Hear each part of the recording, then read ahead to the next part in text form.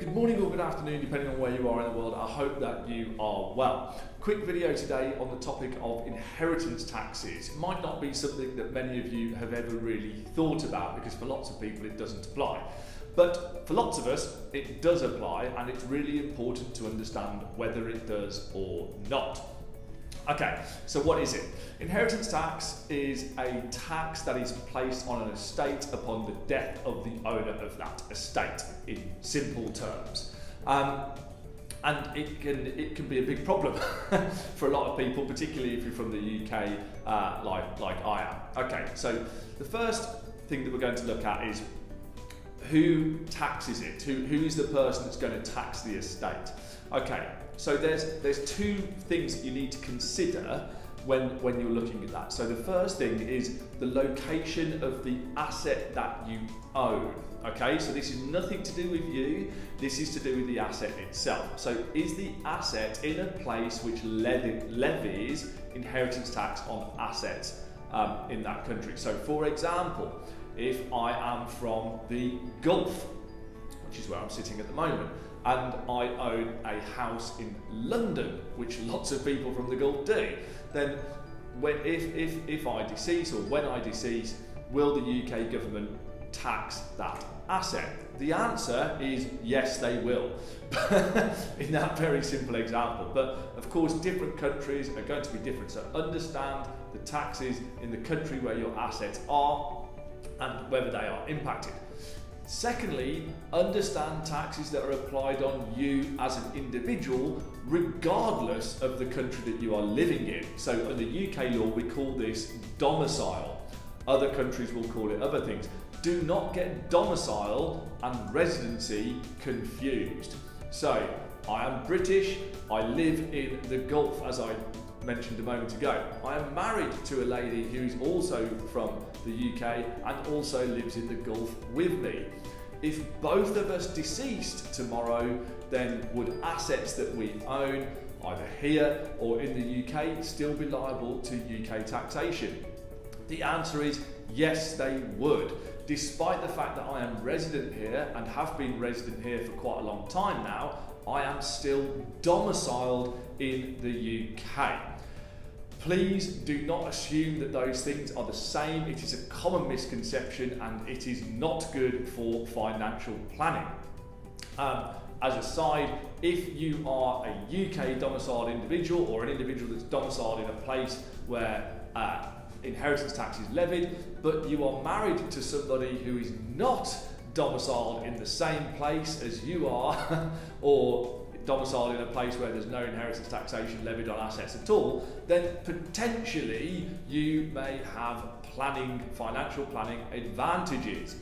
Please get in touch and ask us what those advantages could be, and we can go through it for you and see whether there is anything that can be done to improve your situation. A lot of the time, you don't have to do a lot and it's not very expensive, but you can save your estate a lot of money. Okay, so they're the two things. Where are the assets themselves and would they be taxable? And then secondly, where are you and does that really matter in terms of whether it impacts the tax that's placed upon you? Okay, so once you've then found out those two things, you can ascertain whether you've got a problem or not. So what we'll look at now is how to then mitigate that problem. Okay, so number one, understand the two things that we just went through. That's really, really important. So understand your domicile, or if your country calls it something else, then fine. But understand that, and then understand the taxes in the place that you have assets. That's the first point. Number two, sounds like a really obvious one, but understand your wealth. If you died yesterday, what would the estate be worth today? That is a key question, and lots of people, believe it or not, do not know the answer to that question. But have it written down, have a breakdown of your assets and understand exactly what they're worth. Don't forget insurance. Do not forget about life insurance. Life insurance, if it is not written properly, will pay out into your estate and in some cases be taxable. Again, if you've got life insurance, come to us and ask if there's anything that you need to do to change it. 3, understand reliefs that are available to you. To my knowledge, there aren't any countries that don't offer any reliefs at all if they do have an inheritance tax system.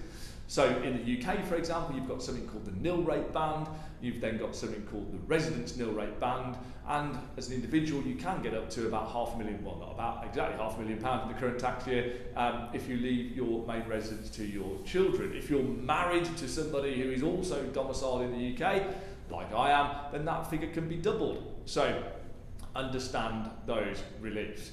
4, understand other tools that are available to you. So again, if I take the UK as an example, there are gifting rules. You can gift a certain number of a certain amount of things away each year, no problem whatsoever. You can also do other kinds of gifts where the gift would remain in your estate but would slowly creep out of it. You can use things like life insurance, you can use trust planning. There are a myriad of things that you can do to reduce the tax bill that you have, or potentially remove it altogether.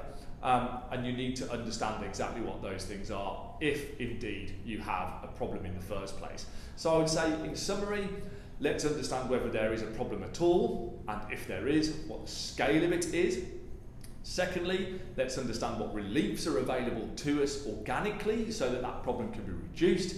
And then thirdly, let's understand what tools are available to us in order to further reduce the problem if we can. I hope that was useful. Please do like, share. It's a really big topic, especially as house prices have kept going up and up in value at the moment. So, as I said, please do like, share, subscribe to the channel, and pass it on to your friends and colleagues. Hopefully it's of some value to some of you. Have a great day.